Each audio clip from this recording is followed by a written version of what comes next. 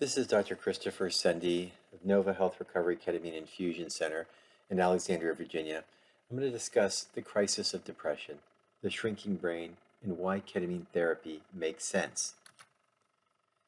So some of the key points of what we lose in depression is really important for you to understand why it's so important to treat it rapidly and aggressively.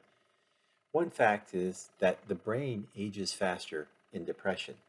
So individuals who are depressed will have their brain age by as much as 2 years relative to what it should be. That there's also scarring in the brain, basically because of disconnection in certain areas of the brain due to depression and the stresses that occur with that, that you actually get cognitive scarring. You are losing cognitive abilities, your ability to think and make decisions and have insight and impulse control, which is why you feel agitated and restless and irritable, where you get brain fog. And you also are losing opportunities for good quality of life and fulfillment because of your inability to make the right decisions, or if you make no decisions at all, effectively you made a decision.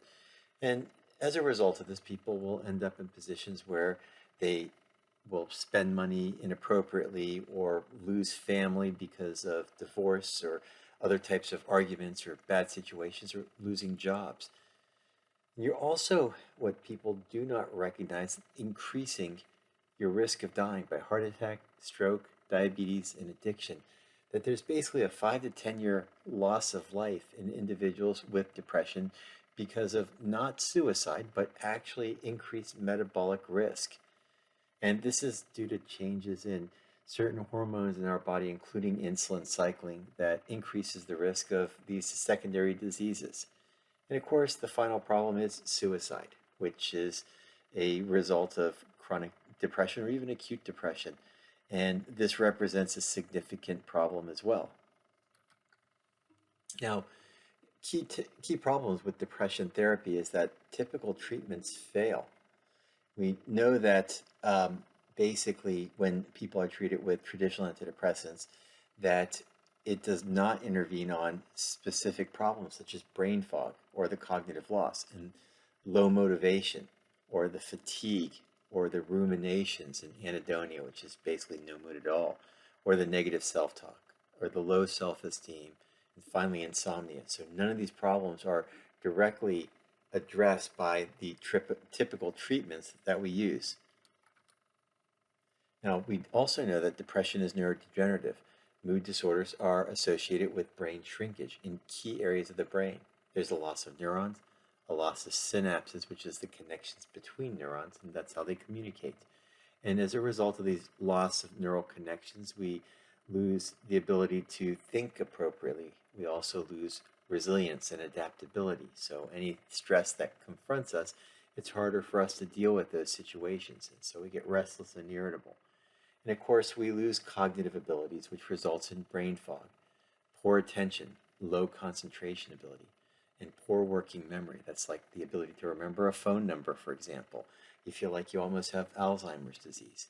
And of course, this is what results in cognitive loss. And individuals will take neuropsychiatric tests that will demonstrate maybe they're still normal, but they're definitely lower than they would have been in terms of their cognitive abilities if they weren't depressed. And we live in an age of cognitive capital, meaning that in order to accomplish our jobs, we have to be able to think about multiple streams of information, assimilate them, and make decisions, especially if you're doing things like computer work, for example. And when you get depressed, it's harder for you to focus on your job because of concentration being poor and your memory not working as well. And so what this finally leads to is poor decision making and poor impulse control, and executive functioning starts to fail as well. And so there are plenty of studies that demonstrate that there are shrinkage in key areas of the brain in untreated depression, such as the hippocampus. And this one study here demonstrates that the hippocampal volume, which is involved with working memory and emotional memory, basically shrinks the longer depression goes on. And we also know that there's metabolic changes due to inflammation and stress, and that this stress and the depression leads to, of course, synaptic loss. We have inflammation, alterations in neurotransmitters, which affects actually molecules called sirtuins, and these are, of course, involved with aging. And of course, there's also association with metabolic syndrome and changes in insulin cycling, which results in diabetes and heart attack and stroke risk. And sirtuins, of course, are involved with the aging process and repair of DNA and a number of other processes as well. And so we see increased aging in the brain. We see general inflammation and neuroinflammation. We see metabolic syndrome, which includes hypertension, diabetes, and of course, all these losses of synapses and neural functioning, which leads to cognitive loss. And we know that cognitive symptoms are common in depression. And we know that in certain prospective studies that individuals, even without symptoms of depression, still have cognitive loss.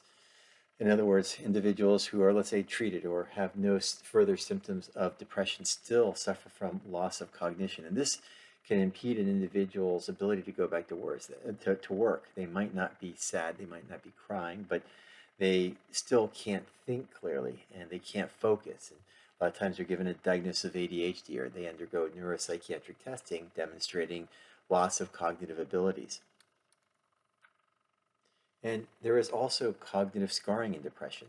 In this one study by Gorwood in 2008, there was a recognition that there's a 2% decline of delayed recall capacities with each episode of depression. And that effectively, our verbal memory is affected and lost with each episode of depression.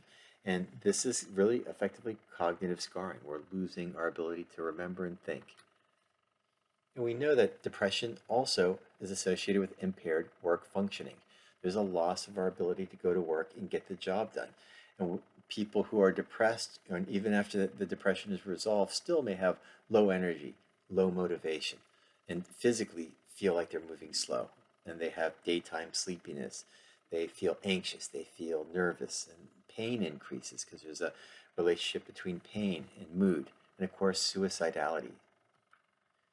So we know that depression and mood disorders results in a loss of lifespan and health span. And we know that there's about maybe 5 to 10 years loss of life from heart attack, stroke, diabetes, metabolic changes due to depression. And those are separable from suicide. So the loss of life in mood disorders and depression is actually not due to suicide, but due to the metabolic complications that people don't recognize are associated with depression. So this brings us to rapid treatments because the traditional treatments fail in a number of different levels in terms of their speed and efficacy. And they also work from a lower system of the brain, which is the serotonin and the dopamine system, which is more lizard brain molecules of happiness and motivation. Ketamine therapy works rapidly as an antidepressant through the glutamate system, which is what runs our cortex and is a neurotransmitter of learning. And ketamine works rapidly through the glutamate system, and it also targets wellness parameters of depression, improving things like hope and happiness and decreasing issues related to ruminations and negative self-talk and improving self-esteem. It also works rapidly and robustly in over 70% of patients who have been treatment resistant. And also ketamine is pro-cognitive. It helps improve a person's ability to have visuospatial processing and also executive functioning. And there's also fewer side effects with ketamine therapy other than the actual infusion itself, where there could be some trippiness and maybe some nausea and dizziness. Those go away rapidly shortly after the infusion is completed.